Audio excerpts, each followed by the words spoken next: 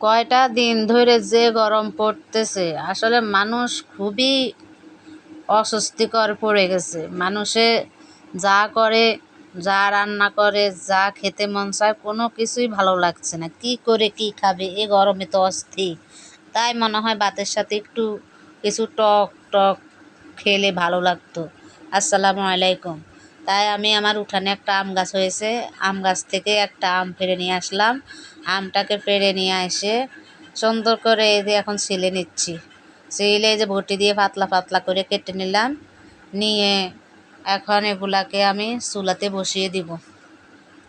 চুলাতে ফ্রাই প্যানে পানি দিয়ে দিয়েছি, দিয়ে পানির মধ্যে এখন সবগুলো আম দিয়ে দিচ্ছি।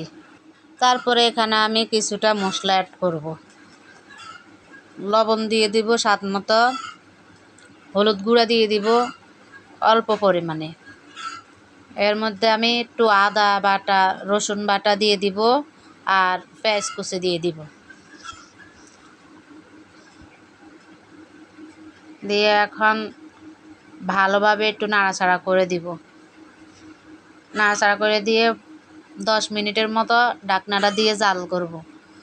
যখন সিদ্ধ হয়ে যাবে তখন ঢাকনাটা তুলে নেব। এই যে আমার দেখুন সিদ্ধ হয়ে গেছে। ঢাকনাটা তুলে এখন আমি ডাল ঘুটনি দিয়ে ডালের মতো করে একদম ঘুটে নিয়েছি। নিয়ে যে পাতলা করে পানি দিয়ে দিছি। আপনারা যতটুকু টক খেতে চান সেই পরিমাণে পানি দিয়ে দিবেন।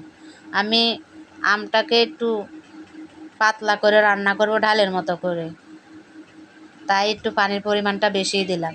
আমার টকটা ফুটে গেছে, যাওয়ার পরে এখন আমি চুলাতে একটা পাতিল বসিয়ে দিয়েছি। দিয়ে পাতিলটা গরম হয়ে যাওয়ার পরে তেল দিয়ে দিলাম।